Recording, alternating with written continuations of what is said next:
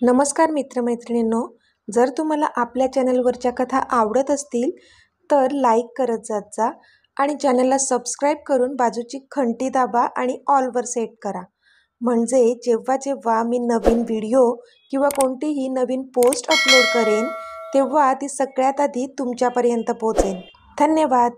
तर वळूया आपल्या कथेच्या पुढच्या भागाकडे. गुड नाईट बॉस, रॉनी बोलला आणि तिथून निघून गेला. अमित मात्र आता पुन्हा एकदा आराध्याच्या विचारात अडकला होता. तो झोपण्याचा प्रयत्न करत होता, पण त्याला झोप काही लागत नव्हतीच. नक्की काहीतरी चुकतंय, नक्की काहीतरी मिस होतंय आपल्याकडून, असं काहीसं त्याला वाटत होतं. पण काय ते मात्र अजून त्याला कळत नव्हतं. विचार करत करतच त्याला काहीतरी आठवलं. तसा तो तडक उठला आणि त्याने रॉनीला कॉल केला. रॉनी, लगेच इथे निघून ये, कम फास्ट. त्याने ऑर्डर सोडली तशी रॉनीने त्याची गाडी यू टर्नमध्ये वळवली, राज्याध्यक्ष विलाच्या दिशेने. आता पुढे. येस बॉस, इतक्या अर्जंटली बोलावून घेतलंस, काही प्रॉब्लेम झाला आहे का? रॉनी अमितच्या समोर उभा होता आणि तो खूपच इगरली विचारत होता. नक्कीच काहीतरी अर्जंट असल्याशिवाय बॉस आपल्याला इतक्या रात्री परत बोलून घेणं शक्य नाही, हे त्याला कळत होतं. म्हणून आत्ता आपला बॉस काय बोलणार आहे ह्यासाठी त्याचे कान आसुसले होते, कारण ते नक्कीच आराध्याबद्दल असेल ह्याची त्याला खात्री होती. रॉनी, मला कधीपासून असं वाटत होतं की आपण काहीतरी मिस करतोय, पण काय ते मात्र कळत नव्हतं. पण आता मला कळलंय की आपण कुठे चुकत आहोत, अमित बोलला. तसा रॉनी त्याच्याकडे प्रश्नार्थक नजरेने पाहू लागला. बॉस, मला कळलं नाही तुम्हाला नेमकं काय म्हणायचं आहे, रॉनीने विचारलं. कारण आराध्याला शोधण्यासाठी त्यांनी त्यांच्या बेस्ट टीम्स तयार केल्या होत्या, म्हणून आपण काहीतरी चुकतोय असं त्याला अजिबात वाटत नव्हतं. रॉनी, मोहन आणि नयनाला जिथे ठेवलं आहे तिथले CCTV फुटेज, मी त्याची गोष्ट करतोय, अमित बोलला. पण बॉस, आपली टीम त्यांच्यावर नजर ठेवून आहे, मग CCTV बघून काय मिळणार आहे? कारण ऑलरेडी आपली माणसं 24 तास त्यांच्याच आसपास आहेत आणि अजून तरी त्या दोघांनी काहीही संशयास्पद करण्याचा प्रयत्न नाही केला आहे, रॉनी बोलला. त्यावर अमित ओठांच्या कोपऱ्यात हसला. आय नो, आपली माणसं तिथे 24 तास त्यांच्या निगराणीवर आहेत, पण काही गोष्टी टेक्नॉलॉजीमुळे खूपच सोप्या होऊ शकतात, हे तर आपल्याला माहीत आहे. आणि आता हीच टेक्नॉलॉजी आपल्याला प्रिन्सेसपर्यंत पोहोचवेल, अमित तिरकस हसत बोलला. बॉस, मला अजूनही कळलं नाही आहे, रॉनी बोलला. कळेल रॉनी, तू सगळ्यात आधी मला मोहनने ज्या दिवशी आपल्याला आराध्याबद्दल सांगितलं त्या दिवसापासूनचे सगळे फुटेज दाखव, अमित बोलला. येस बॉस, रॉनी बोलला आणि लगेच त्याने त्याच्या टॅबवर त्या दिवसापासूनच्या फुटेजच्या सगळ्या फाईल्स ओपन केल्या.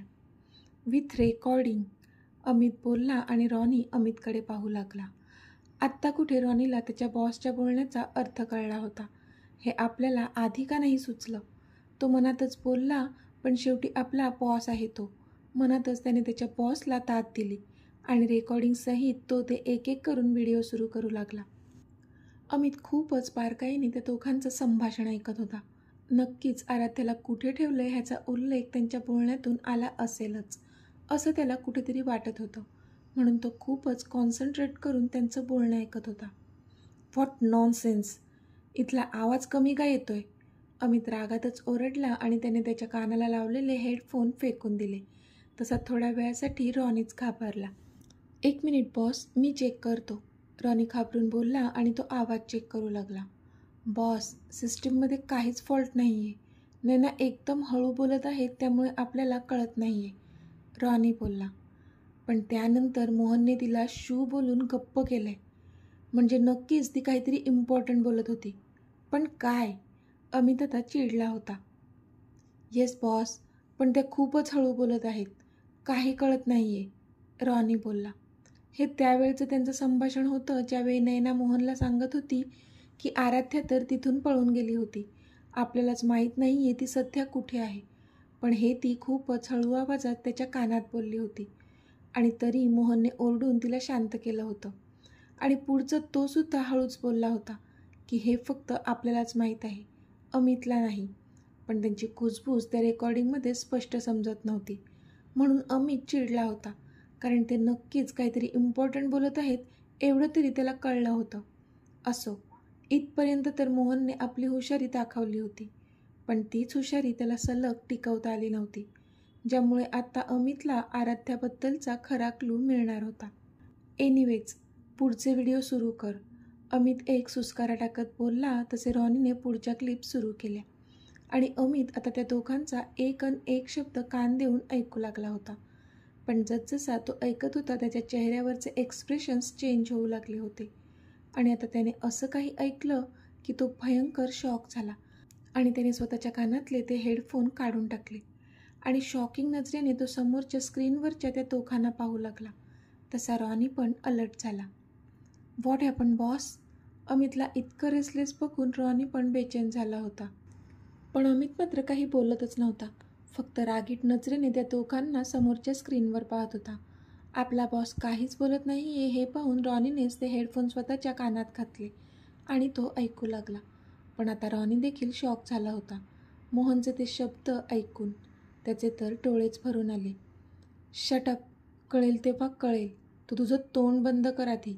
त्याने आकाश पाताळ जरी एक केलं ना तरी त्याला त्याची बहीण सापडणार नाहीच.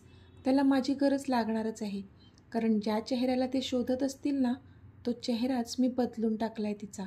हा हा हा.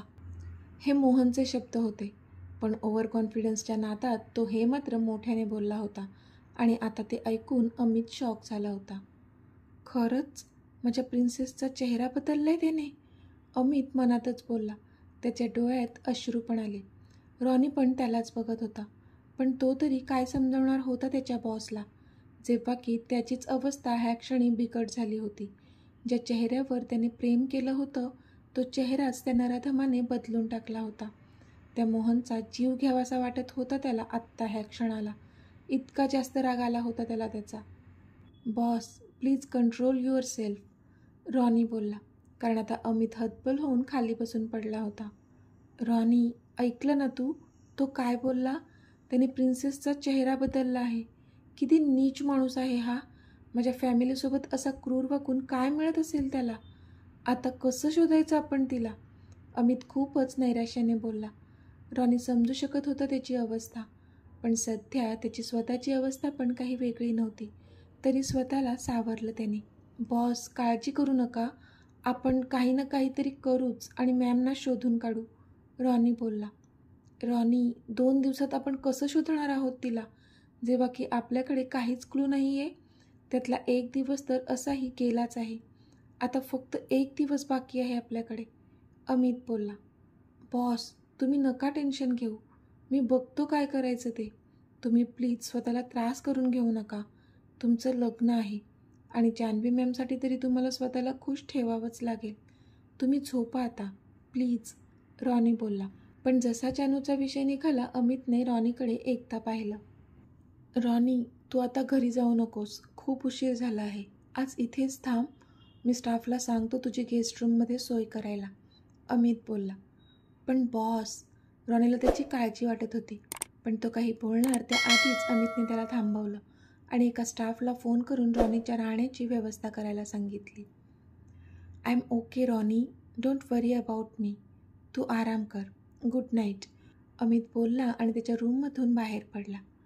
रॉनी मात्र त्याच्याकडे पाहतच राहिला, कारण आता इतक्या रात्री बॉस कुठे जात आहेत त्याला अजिबात आयडिया नव्हती. मग शेवटी तो सुद्धा त्याला दिलेल्या गेस्ट रूममध्ये जाऊन झोपला. इथे अमित पुन्हा एकदा आउट हाऊसमध्ये आला होता. त्याने हळूच दार उघडलं आणि तो आज जानूच्या रूममध्ये गेला. त्याने पाहिलं तर ते 4ही जण त्या मोठ्या बेडवर एकदम शांत झोपले होते. तसा तो अलगद पावलं टाकत ज्या बाजूला जानू झोपली होती तिथे आला. त्याने तिच्या चेहऱ्याचं निरीक्षण केलं.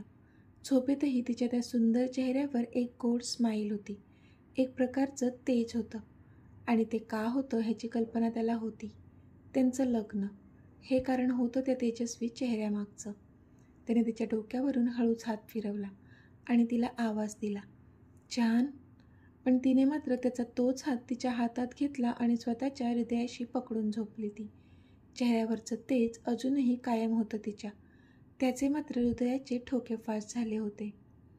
जान, त्याने पुन्हा एकदा हळू आवाजात तिला साथ घातली. तसे तिने किलकिले डोळे करून त्याच्याकडे पाहिलं. मीत, ती त्याच्या गालावरून हात फिरवत हसून बोलली. तिला वाटलं तिचं स्वप्न आहे. पण अचानक तिच्या चेहऱ्यावरचे भाव बदलले, कारण आता तिच्या मीतचे डोळे तिला लाल फडक दिसत होते. ती पटकन उठली आणि त्याच्याजवळ खाली बसली. मीत, काय झालं? तुम्ही रडलात का? तिने काळजीने विचारलं. त्याला तसं पाहून तिच्या डोळ्यात पण अश्रूंची गर्दी झाली होती. छान, बाहेर येतेस का थोडा वेळ? आय नीड यू, तो बोलला. तसं तिच्या छातीत धस्स झालं, कारण बोलताना त्याचा आवाजही ओला झाला होता. हो हो, चला ना, ती पटकन बोलली. तिने एकदा झोपलेल्या मुलांकडे पाहिलं तर ते दोघेही शांत झोपले होते. शिवाय आशूसुद्धा तिथेच होती. मग ती निर्धास्त होऊन त्याच्यासोबत बाहेर आली. तो तिला बाजूच्या रूममध्ये घेऊन आला आणि त्या गॅलरीत रेलिंगला पकडून उभा राहिला, समोर अगदी एकटक बघत.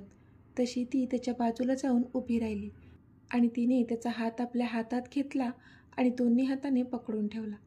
थोडा वेळ ती तशीच त्याचा हात आपल्या हातात घेऊन उभी होती, पण बोलली मात्र काहीच नव्हती. त्याला त्याचा वेळ देत होती. तो आपल्याला इथे घेऊन आला आहे म्हणजे नक्कीच त्याच्या मनात वादळ उठलंय, हे कळत होतं तिला. पण का? ह्या काचं उत्तर तर तोच देऊ शकत होता. पण ह्यामागे पुन्हा कुणाल तर नाही ना? तिच्या एका मनाने हा सुद्धा प्रश्न केला तिला, ज्यामुळे वाईट विचारसुद्धा मनात आले तिच्या, आणि ती काही क्षणासाठी घाबरली सुद्धा. पण तरी देवयाचं नाव घेतलं तिने आणि ते वाईट विचार मनातून काढून टाकले. मीत, काय झालंय? शेवटी न राहून तिने विचारलंच. तसं त्याने वळून तिच्याकडे पाहिलं आणि त्याचे ते पाणावलेले डोळे पाहून पुन्हा एकदा तिचं मन भरून आलं. तुम्ही आधी इथे या, ती काळजीने बोलली आणि त्याच्या हाताला धरून तिने खाली असलेल्या त्या बैठकीवर त्याला बसवलं. तुम्ही ठीक आहात ना? मी पाणी आणते तुमच्यासाठी, ती बोलली आणि आत जाऊ लागली. तोच त्याने तिचा हात धरून तिला थांबवलं. छान, आय एम ओके, तू बस इथेच प्लीज, तो बोलला. तशी ती त्याच्या जवळ बसली. तुम्ही खरंच ठीक आहात ना? तिने त्याच्या गालावर हात ठेवत खूपच काळजीने विचारलं. तसा त्याने तिचा हात हातात घेतला. छान, मी तुझ्या मांडीवर डोकं ठेवून पडू का थोडा वेळ प्लीज, तो बोलला. मीत, प्लीज का बोलताय? तुमचा पूर्ण हक्क आहे माझ्यावर, ती बोलली. तसं त्याने त्याचं डोकं तिच्या मांडीवर ठेवलं आणि तो आडवा झाला. तिला मात्र त्याची चिंता लागून राहिली होती की नक्की त्याच्या मनात काय सुरू आहे, ज्यामुळे तो इतका डिस्टर्ब आहे. तो तिच्या कुशीत डोळे मिटून शांत पडून होता आणि ती त्याच्या त्या सिल्की काळ्याभोर दाट केसांमधून तिची बोटं फिरवत होती. तो शांतच होता आणि ती त्याच्या बोलण्याची खूप अधीरतेने वाट पाहत होती. त्याचा तो निस्तेज चेहरा तिला पाहवत नव्हता. छान, थोड्या वेळाने त्याने तिला हाक मारली. हां मी, बोला ना, ती बोलली. तसा त्याने त्याच्या केसांमधून फिरणारा तिचा हात आपल्या हातात घेतला. मला माहिती आहे तू खूप खुश आहेस आपल्या लग्नाला घेऊन, पण मला तुला काहीतरी सांगायचं आहे. म्हणजे हे मला आधीच तुला सांगायचं होतं, पण तुझी तब्येत ठीक नव्हती आणि तुला अजून जास्त टेन्शन नको म्हणून तेव्हा सांगितलं नव्हतं. प्लीज असं समजू नकोस की मी तुझ्या आनंदावर विरजण घालतोय, तो बोलला. माझा आनंद तुमच्या आनंदावर अवलंबून आहे मीत. तुम्ही खुश तर मी खुश, आणि हे तुम्हालासुद्धा माहीत आहे. म्हणून मनात काहीच ठेवू नका, प्लीज सांगा मला, ती बोलली. तसा त्याने एक सुस्कारा सोडला आणि तो बोलू लागला. छान, कुणाल, मोहन आणि नैना माझ्या ताब्यात आहेत आणि आपल्यासोबत त्यांनी जो जो दुष्टपणा केला आहे त्यासाठी मी त्यांना योग्य ती शिक्षा दिली आहे. असं बोलून त्याने त्यांना दिलेल्या सगळ्या शिक्षेबद्दल तिला सांगितलं. तसे तिच्या चेहऱ्यावरचे एक्सप्रेशन्स झरझर बदलले आणि डोळ्यात राग दाटून आला त्यांच्यासाठी. मीत, तुम्ही जे केलं ते योग्य केलंय. त्यांना त्यांच्या पापाची शिक्षा ह्यापेक्षा मोठी अजून काय असू शकत होती, ती बोलली. जान, त्या तिघांची शिक्षा तर मृत्यूदंड आहे. पण, तो बोलता बोलता थांबला. तशी ती त्याच्याकडे पाहू लागली. पण काय मीत? खरं तर असं कोणाला मरण देणं मला योग्य वाटत नाही, पण त्या तिघांचे पापच एवढे आहेत की मृत्यूदंड हीच शिक्षा योग्य आहे त्यांच्यासाठी. आपल्या फॅमिलीला उद्ध्वस्त करण्यासाठी किती खालच्या पातळीला उतरले होते ते. मॉमला किती जास्त त्रास दिला त्यांनी. शिवाय आपल्या आरूचा देखील बळी घेतलाय त्या नराधमाने. त्यामुळे तुम्ही जे करताय ते योग्यच करत आहात, ती बोलली. तसे त्याने त्याचे डोळे मिटले. काय झालं मीत? त्याला तसं अस्वस्थ झालेलं पाहून तिने विचारलं. तेच तर नाही ना करू शकत मी जान. त्या मोहनने पुन्हा एकदा खूप दुष्टपणा केला आहे आपल्यासोबत. तो खूपच फावनिक होऊन बोलला. तशी ती स्तब्ध झाली. आता काय केले त्याने मीत? तिने खूपच घाबरून विचारलं. जान, आरू, माझी प्रिन्सेस जिवंत आहे. तो तिच्याकडे पाहून बोलला तशी थोड्या वेळासाठी ती फ्रीजच झाली. पण लगेच तिच्या ओठांवर स्माईल आली. काय? खरंच? ही तर ग्रेट न्यूज आहे मीत. तुम्हाला कसं कळलं? ही तर खूप आनंदाची बातमी आहे. पण पण मग तुमच्या डोळ्यात अश्रू का आहेत मीत? तिने विचारलं.